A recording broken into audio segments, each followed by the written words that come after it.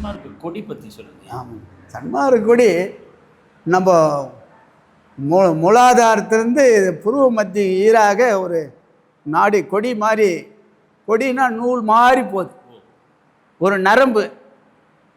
இந்த மூலாதாரம் எங்கே இருக்குது? இந்த குதத்துக்கு கீழே எங்கே பார்த்தீங்கன்னா அந்த அந்த மூலாதாரம் இங்கே நல்லா கை வச்சே நம்ம பார்க்கலாம். அந்த மூலாதாரத்துலேருந்து எல்லாரும் பின்னாடி கூடி இங்கே வந்து இங்கே ஒரு ரவுண்ட் அடித்து ஓம் என்ற வடிவத்தில் ரவுண்ட் அடித்து இங்கே வந்து நிற்குது அந்த அந்த அந்த நாடி கொடி. அது 3/4 பாக வெண்மை, 1/4 பங்கு பொன்னிறமாக இருக்குது, நமக்குள்ளே இருக்குது இந்த கொடி. அதுதான் கொடிக்கம்பம் ஏற்றி ஒவ்வொரு கோயில்களில் காமிக்கிறாங்க. கொடிக்கம்பம் எது? அது நம்ம நாபி முதல் பூர்வ மத்திய வரை இருக்கக்கூடிய அந்த அசைவு தான் அந்த கொடியாக அங்கே அசைவுது.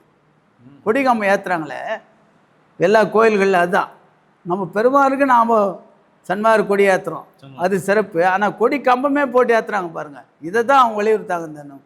அந்த அவங்க 6 ஆதாரங்களை கடந்து சொல்ல, மூலாதாரம், சுவாதிஷ்டானம், மணிப்பூர்வம், அநாதகம், ஆக்ஞைன்னு இப்படி போகிறாங்க அவங்க.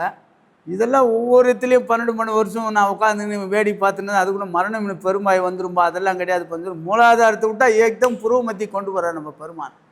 இடையில அதெல்லாம் கடந்தாச்சு, அதுக்கெல்லாம் போய் மாட்டாதியான்னு சொல்ல முன்னாடி கொண்டு போகிறாங்க அன்பர்கள் எல்லாம், சமயவாதிகள் எல்லாம்.